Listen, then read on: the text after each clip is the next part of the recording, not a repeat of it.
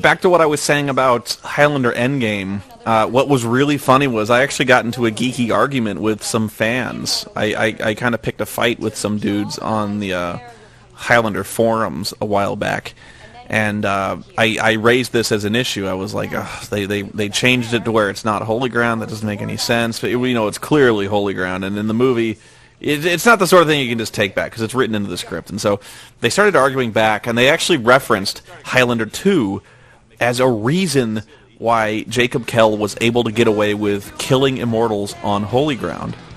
And they said the actual line in Highlander 2 is General Katana says this sentence. He goes, remember the golden rule. We never fight on holy ground. And they said, that's the key. I was like, what? What key? Please explain.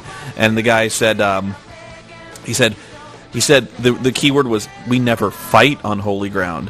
What Kell did was just kill them. There was no actual fighting taking place. I was like, you are so full of shit. Yeah, that was, fans sometimes, man, they will pick some nuance to support their arguments, and they will really try to fool themselves into believing. Well, this guy really liked Highlander 2, and in fact would argue that it is somehow in continuity. I don't know, especially considering Connor McLeod dies at the end of Endgame. I really, man, you gotta stretch it. I don't know. Most insanity by definition cannot be understood. I always like the giant industrial fans. It's a very Ridley Scott, although even Ridley Scott, I think, would not indulge in fans the size. Geez, this must be like, 30-foot diameter fans? What are you trying to vent out of that office? I have no clue. And there's Mr. McGinley. How you doing? I was really disappointed. I really want to be able to do a good Dr. Cox impression, and I tried. And people were very nice. They said, oh, your Dr. Cox impression is nice. It's not. It sucks. But thank you. I appreciate your charity. He's got such a sardonic voice. It's really awesome. And actually, this movie reminds me of another great flick that he was in, playing almost the same character. Well, I guess Michael Caine was playing this character. But I can never remember the title of the movie, whether or not it's Fire Down Below or On Deadly Ground. It's a Steven Seagal movie where he plays like an EPA investigator who's up against Michael Caine, who is a corrupt oil executive who is creating unsafe work conditions and price gouging oil. I don't know. McGinley plays one of his hitmen who is completely outclassed by Seagal at every turn. Yeah, it was pretty cool. The reason this episode was a two-parter is honestly because I showed no restraint here. With most reviews, I try to get them in under a half an hour, just because I wouldn't expect you to sit and watch my shit for any longer than you watch your standard, episode of TV. In this one, I hate Highlander 2 so much that I just said fuck it. And so, if this seems like I'm especially nitpicky on this movie, it's because I am. I just decided if I was going to do it, I was going to fucking demolish this goddamn movie and do it, which is why the best example is probably the rant I give at the beginning of the movie where Connor is listening to the radio and they say the Shield Corporation is being investigated for monopoly and price fixing, which it's one of those things you only pick up on repeated viewings, but had rapidly become one of my key nitpicks, the ones that just get me raving whenever you mention this shit. And so, I'm honestly, when it comes to Highlander, never get me started, because you'll probably get me. You'll probably have me on this exact same tangent for about 2 hours, and I'll talk your ear off about Highlander. But if you want to argue about it, hey, cool. I'm down with that. Same with Dune. All you got to do is say a Highlander quote or a Dune quote. Just shout there could be only one, and I'll shout it right back at you. So now, all the bad stuff being said about this movie, there are moments I really like. For instance, I really like McGinley's performance in this one because he nails it, I think. I don't know why that guy brought a gun to a staff meeting. But yeah, Apparently he did. Yes, brilliantly done. Yeah, good one. There's a scene coming up that honestly is one of the best scenes filmed in the entire series, just because it really shows that these guys use their head and kind of use their powers for once to do something useful. It's the scene where Ramirez and Connor basically just blow through a checkpoint, brute force, and get shot, 300 times by the security guards, but they don't give a shit. They're immortal, they can get shot any number of times and they're okay. So I honestly think that was one of the better scenes of the entire series, was showing them actually using their powers as an advantage instead of just squaring off with swords and just hashing at it like any two normal people would.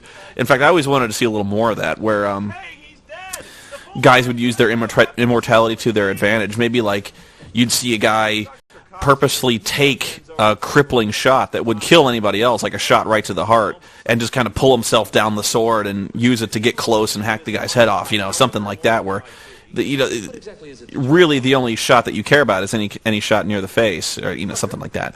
I always thought that would be good. I have no idea in this scene why Katana is trying to buddy up to the boss of the S.H.I.E.L.D. Corporation. It's really never made clear, except maybe for the fact that he figures that McCloud is trying to disable the S.H.I.E.L.D. in some fashion, and he's going to be led right to him. I don't know. It just doesn't seem like he really needs this guy. And in fact, he doesn't. Yeah. Especially considering the fact that Katana threatens him on numerous occasions, and we never see McGinley without a retinue of shotgun-wielding troopers or machine-gun-wielding stormtroopers. It's, you can still put an immortal down if you shoot him enough times. I don't know. I'm nitpicking. I'm sorry. I think a major thing you'll notice in this movie as to why it really doesn't fit with the second movie is because it pretty much cuts out the flashbacks, which, and I don't know why they have this urge to do that, because the flashbacks, for better or worse, are part and parcel of the entire concept of the show, where we're supposed to see back into their history to see how they've kind of come this far. It really is built into the whole concept of the show. So it's why the first one was so good, because we got to see his origin, of course, but we also got to see his history with the villain and all that stuff. And in this one, you don't really get that. You get to see flashbacks to Zeist, but I'm not counting that. And besides that, it's really cool to see these same characters in different historical periods. That's part of the charm of it. And so this movie never really does that.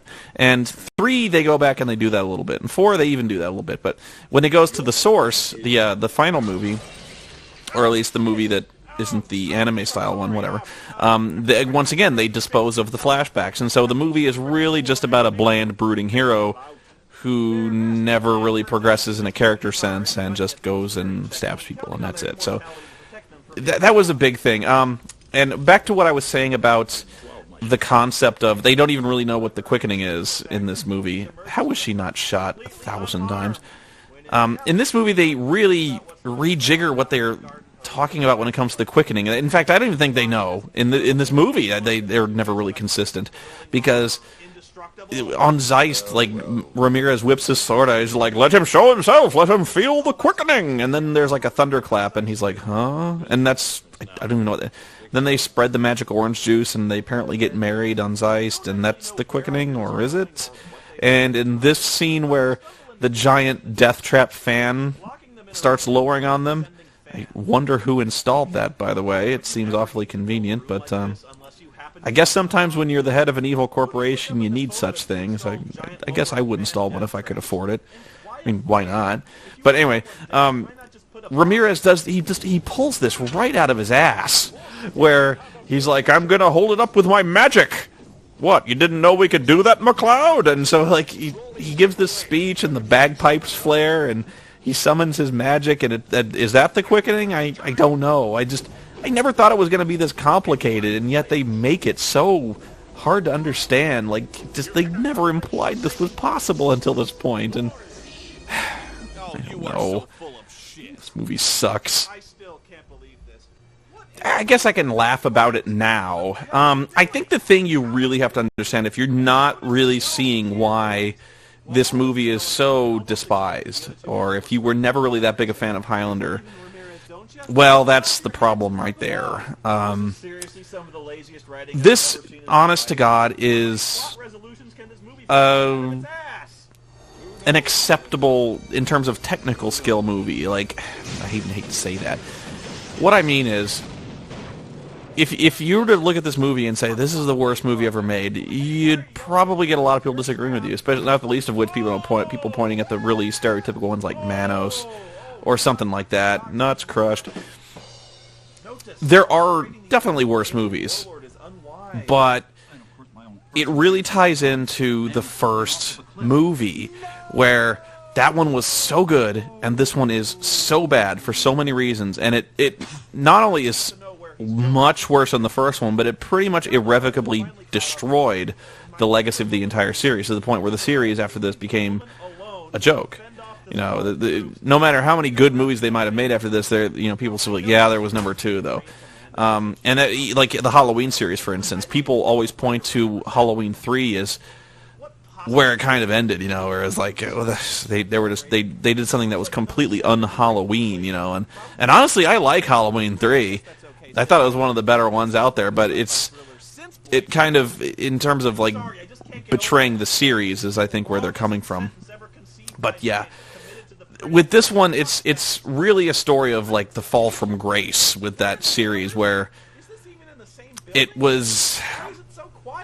I don't think there's ever been a series that was such a ruination of something that could have been really, really good. It was like a lot of movies that are worse than this, you have no anticipation for. Like when you see White Chicks, you're never thinking, "Oh, this is gonna be great. This is gonna be great." So. And honestly, it comes down to, like, for instance, like Star Wars Episode 1, The Phantom Menace. That's another one of those movies that was described as being one of the worst case of cinematic blue balls. It's like that, where it's not so much the worst movie ever made, although it gets lumped in there a lot. It's, in many ways, it's worse than being bad because it's disappointing.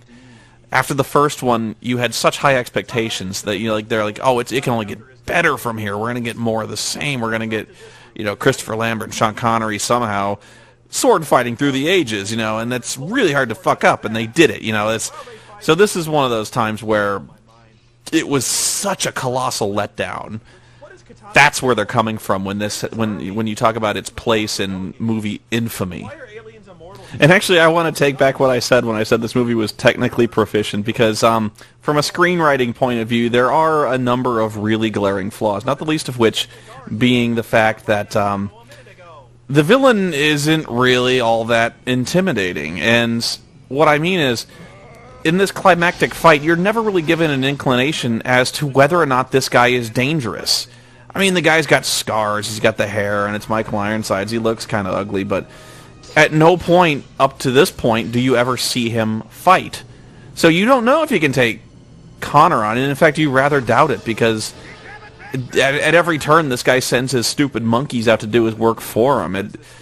He really seems like a poser, and where in the first movie you've got the Kurgan, who we actually see him fight on numerous occasions. They actually do mix it up several times in the movie, and he fights Connor early on where it's clear that the Kurgan is a gigantic, hulking, cheating motherfucker who pretty much has Connor beat in terms of, like, killer instinct, strength, sword skill. He's got a much bigger sword. He's armored in several cases. And in fact, the first time they meet, he kicks Connor's ass. So, at the end of the fight, there's drama there. You're thinking, oh man, he's gotten beat so many times. Is he going to overcome the odds and beat this guy? In this movie, you've got they only fight for the first time at the very end of the movie. So, we see Connor as an old man easily beat his two henchmen, and it's not really a contest. So there's a lot of the inherent drama there is just taken out of it when we never see Katana. Katana's never built up effectively, and that was really a fault of the screenplay. And a lot of people know about there's an alternate scene at the end of this one. I actually think you can see it on the DVDs, where once again at the end of the movie, I pose the question. Yeah, they say a very long time ago on the DVDs. I pose the question: why would McLeod ever want to go back to Zeiss? That place is a shithole. And so at the end of the VHS movie, it's never really clear, even after beating Katana, that he's going to go back. Why would he? You know, he saved the planet, things are looking up on Earth. Why would he want to go back to fucking Zeist? And so at the end of the VHS copy, once again, that's like a plot element that's never really tied up, you know. I even like, my favorite part of that movie is when Katana goes down and he says, "You're never going to return to Zeist, McCloud." And McCloud's like, "I never meant to." And Katana gets this look on his face like, "Oh shit, I just wasted all this time." And McCloud's like, "Yeah, now I'm going to fucking kill you because you ruined my life," you know. But the deleted scene online is called, I think it's called the fairy tale ending, where, in fact, it might be at the end of this, the very end of this show. Oh, this moment from the show. Darius! Adrian. That was Adrian at his most dramatic. That was his con. The fairy tale ending is, it shows like Connor, after winning the prize for the third time, floating amidst a really obvious green screen. He's like, "Come with me back to Zeist," and so they float off into the distance together, and it's really fruity, and it doesn't really make a whole lot of sense. But it was, you can see why they cut it, because it looked really cheese. Yeah, Highlander the Raven was actually, it's a spin-off of the TV show that, man, you know, honestly, it wasn't that bad. Man, I hate to say that because it was pretty bad, but it was just very not Highlander in the sense it was more a police procedural. It was like a cop show, just where one of the people happened to be immortal. It was weird. It was a funny show, but my main problem with The Raven was the fact that the entire show is about Amanda, okay? And Amanda has blonde hair, and I just don't see how you can call the show The Raven when you've got a chick who's basically got platinum blonde hair, where she had like brunette/black hair through most of the show. You know, that blew my mind. How it's just fundamental things. Like you watch, like let's just say you're tuning into the show at random. You're watching this fucking show, and you're like, okay, who's the Raven? There's nobody who looks even remotely Raven-ish, because Ravens aren't exactly known for being white. But yeah, the next review that's coming up, or well, not the next review, because actually I wanted to do a Halloween review. I started realizing I hadn't planned a Halloween review, so I was actually working on Highlander the Source, and actually you probably saw a hint of that when I showed a clip of it, a really, really bad clip. I am working on Highlander the Source, but I really want to do the Halloween review first. And actually, I even got... This happens to me where I get really inspired to do a review, and so whatever I'm working on kind of gets pushed to the side as I rush something else through. But there's probably 1 or 2 reviews before I get to Highlander the Source, even though that was number 1 on my list. Yeah, we're working on it. So, but honestly, seriously, I hope you're not disheartened by the fact that I'm doing a lot of Highlander stuff in the near future, because even though I am doing a lot of Highlander stuff, they are all very different. So, and I'm not going to keep bitching about continuity all that much, you know, in terms of like, oh, this isn't Highlander, this isn't Highlander. They really are bad, and they stand on their own in terms of badness. Oh yeah, this is the infamous fairy tale ending. I'm not sure where this aired. If it was, I really don't think this was in the theatrical version. I probably would have remembered it. Probably in the UK versions. The UK always gets the good stuff like this. Anyway, thanks for listening, guys. I'll see you guys at Halloween. I've got a very special treat for you this Halloween, and actually, I don't know why it took me so long to think of what I was going to do for Halloween, because it's obvious. All I had to do was look on my movie shelf for the perfect Halloween movie, because what better way to ring in the All Hallows Eve than with a good old-fashioned Reb Brown movie? And well, you'll just have to see, because it's Reb at his finest. In fact, it's probably his most... Geez, I hate to say his most mainstream release, but yeah, we're going to see some Reb Brown for Halloween. It's going to be awesome. Have fun, guys.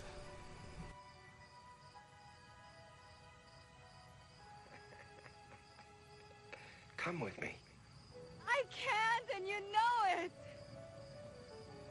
Sure you can. How? It's a can of magic. Come on. We can do it.